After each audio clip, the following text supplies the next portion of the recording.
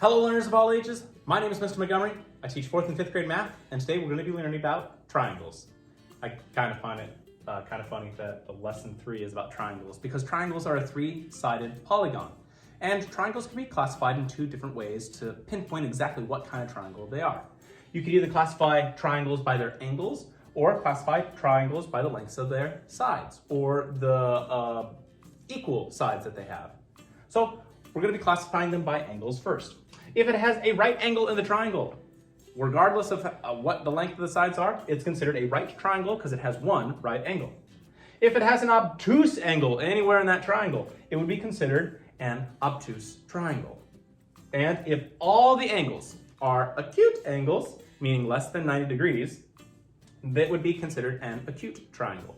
Fun fact about triangles, if you add up all the angles inside a triangle, regardless of if it's a right angle, obtuse, or acute triangle, it will always equal 180 degrees. Now moving on to the sides. We have 2 sides that are the same. That would be considered an isosceles triangle. A lot of my students like to remember isosceles. It has 2 S's here, and they kind of ignore the last S there. But isosceles means that there's 2 sides that are the same. Equilateral. All the sides are exactly the same length. They're all equal. And a scalene, a lot of my friends like to remember scalene as if you tried to build a chair with all different lengths of legs. You would kind of lean off to one side or back or forward or to the other side. You would just lean all the time. So scalene means all the sides are different lengths. Now let's take a look at our first triangle. First off, we're going to be classifying it by its sides only. Now, when we're classifying it by its sides, it could be an isosceles triangle, an equilateral triangle, or a scalene triangle.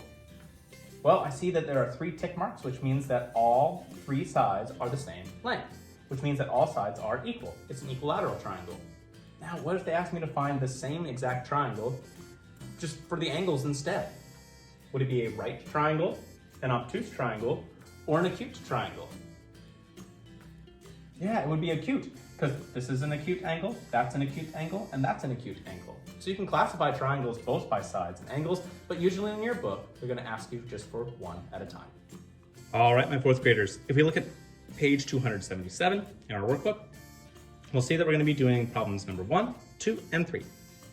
The directions say, classify each triangle by its angles. And I even wrote angles at the top, so you're going to be using the left side of the board or the very top side of page 277 to help you classify the triangles by their angles. If you have any questions about triangles, please let me know when you come to class tomorrow.